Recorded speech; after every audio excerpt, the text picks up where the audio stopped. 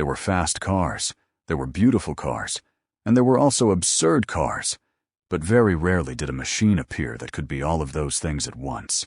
The 1981 Wolfrace Sonic looked as if someone had fused the Batmobile with a jet fighter, a Formula One car, and a futuristic science fiction concept. 6 wheels, 2 V8 engines, 2 cockpits, a massive rear spoiler, electrically opening canopy sections instead of doors, and a silhouette so low that it looked more like a vehicle from the future than something that could legally drive on British roads.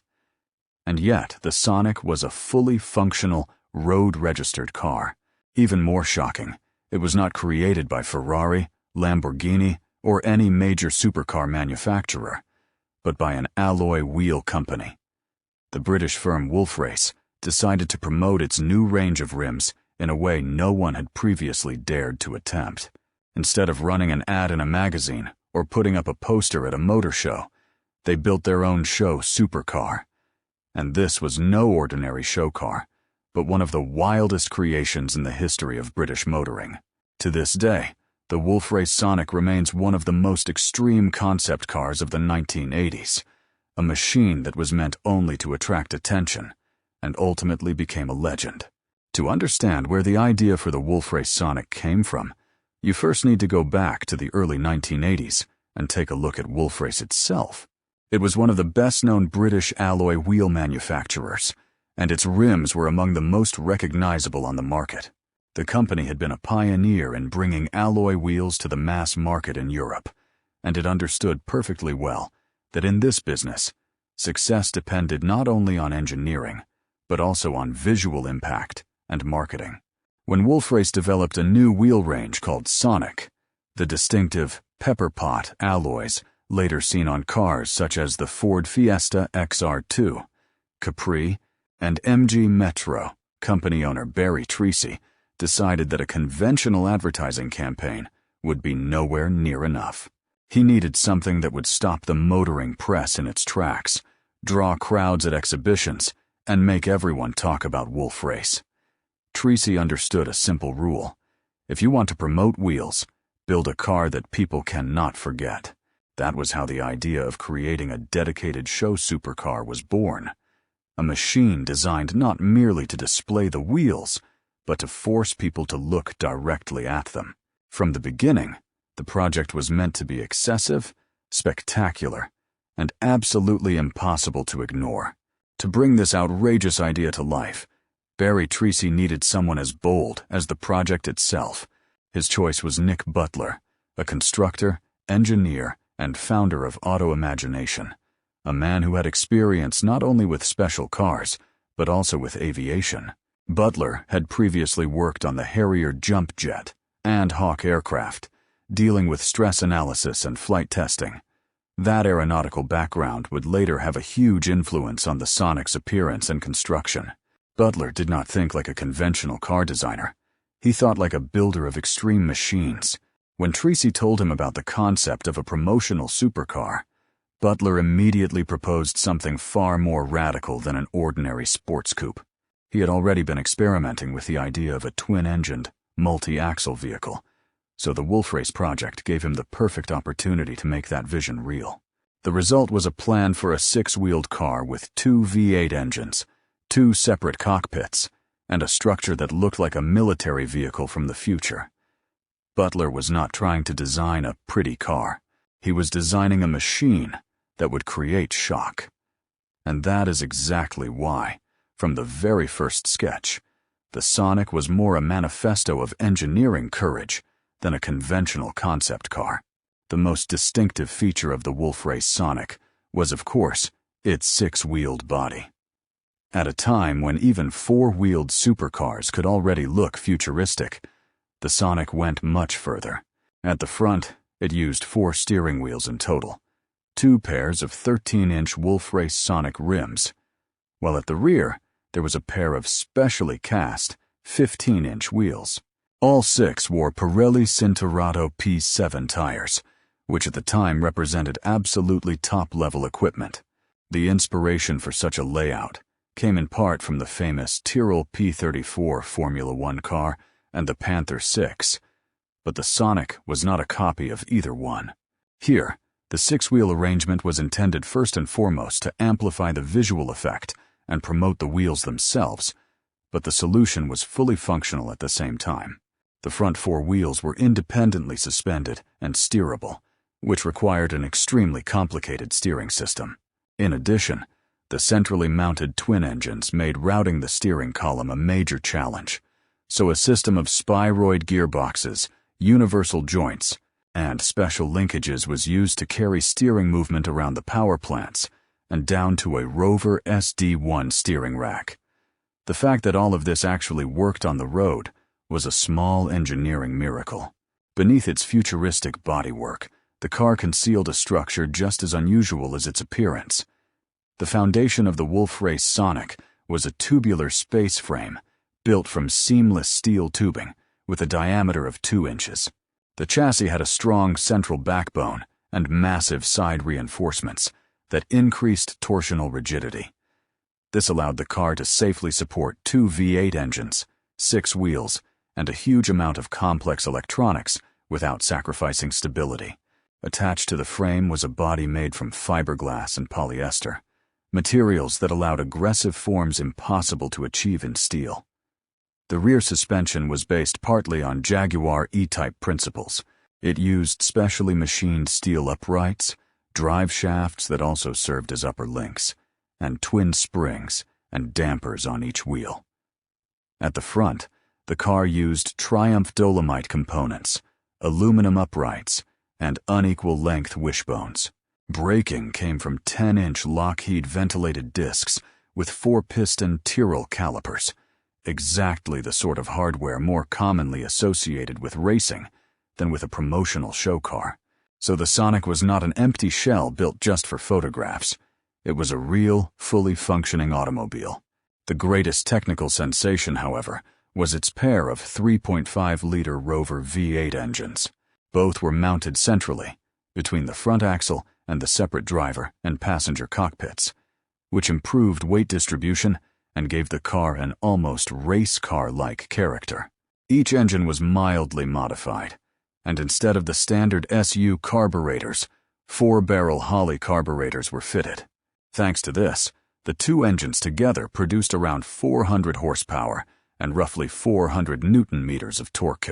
The drivetrain was an absolute nightmare for the engineers, because the two engines had to work in perfect synchronization. If one ran at higher revs than the other, the entire drivetrain could quickly destroy itself. The solution was a remarkably advanced electronic system for 1981. Magnetic sensors monitored the speed of both crankshafts, while a computer controlled electromechanical servos on the throttles to constantly equalize the operation of both engines in real time. If one engine stopped, the other was automatically shut down as well. In an era when automotive electronics were still in their infancy, this was a near space-age solution. The transmission system was every bit as complicated. Butler decided that if the car had 2 engines, everything else should be duplicated as well. So the Sonic received 2 Borg-Warner Type 65 automatic gearboxes, 2 prop shafts, and 2 differentials, 1 conventional and 1 limited slip. The gearboxes had to shift at the same time, so they were linked hydraulically using special pipework and modified valve bodies so that the shift signal from the main transmission would instantly be relayed to the second one. Interestingly, there was no room inside the cockpit for a conventional automatic gear selector, so gear selection was handled by push buttons operating an electronic servo system. Even the startup procedure resembled an aircraft checklist. First, the left engine had to be started, because that one carried the alternator. Then the right-hand engine was started, as it drove the power steering pump. Only after both engines were running did the electronic system take over to keep them synchronized. The whole process required no fewer than 12 startup buttons. This was not a car you simply climbed into and started with a key. It was the startup procedure of a special machine. The performance of the Wolfrace Sonic was very strong, even if not quite as outrageous as the looks suggested.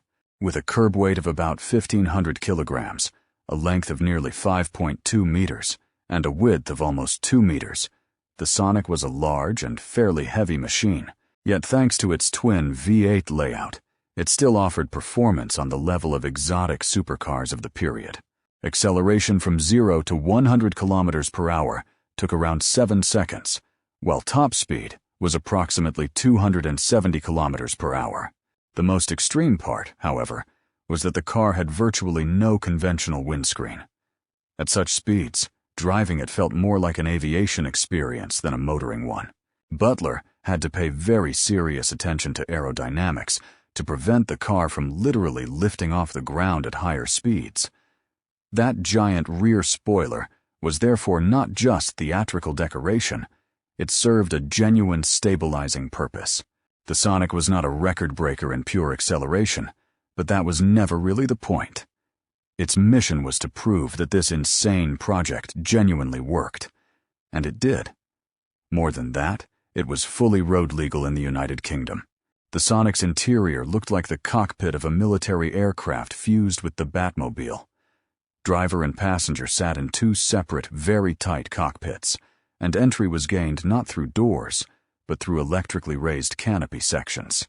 The entire process looked like a scene from a science fiction film.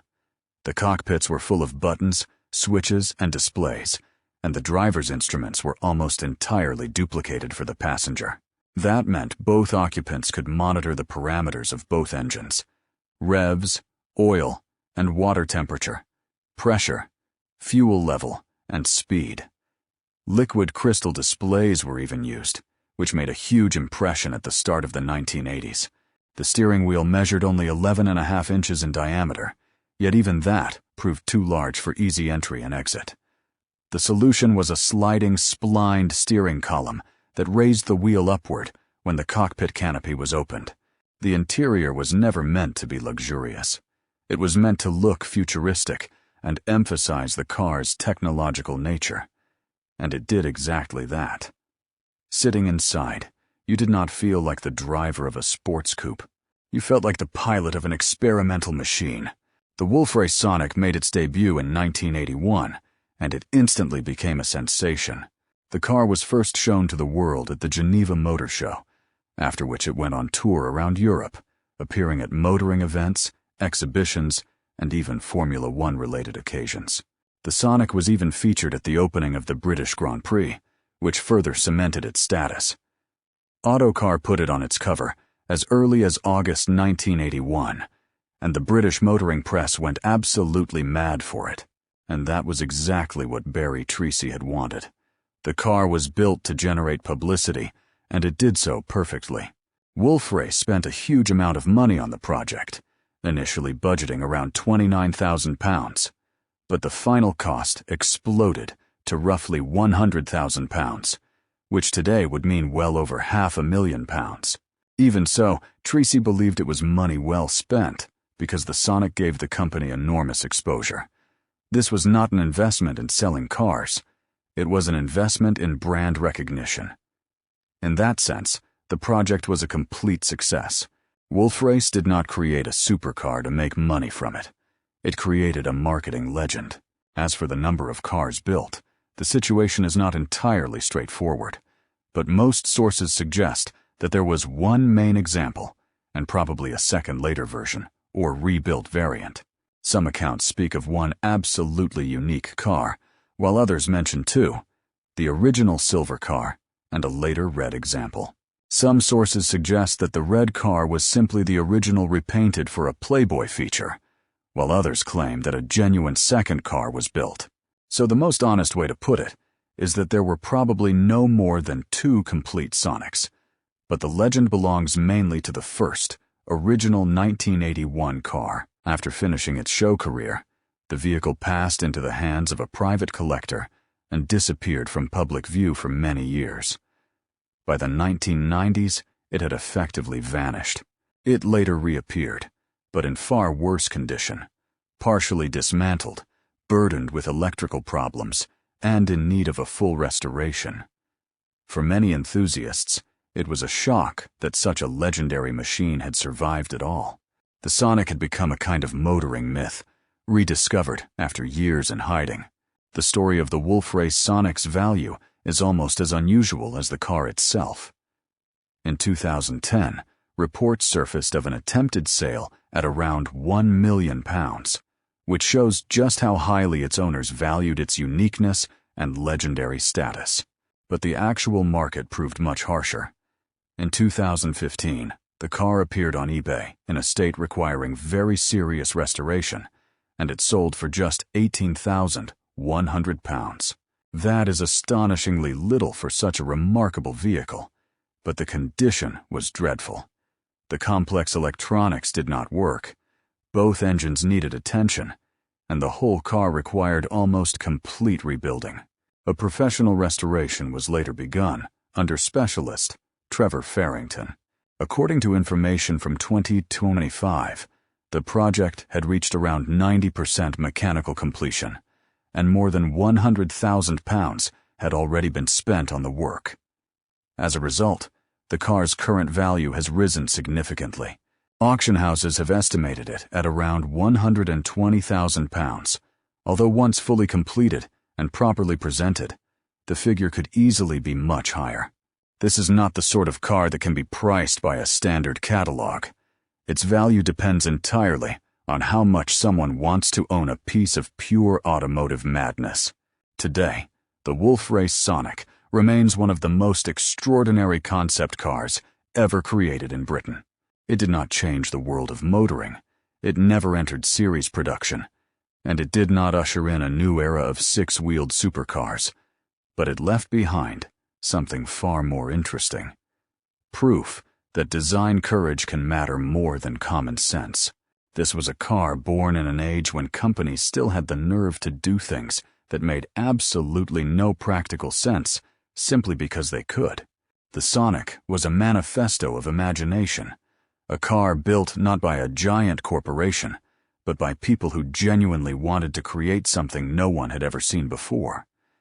And that is exactly why it is still remembered today. In a modern world where most new cars are designed around leasing plans, emissions regulations, and touchscreen sizes, the Wolfrace Sonic reminds us of a time when impact mattered above all else. Low, wide, absurd, loud, and gloriously excessive.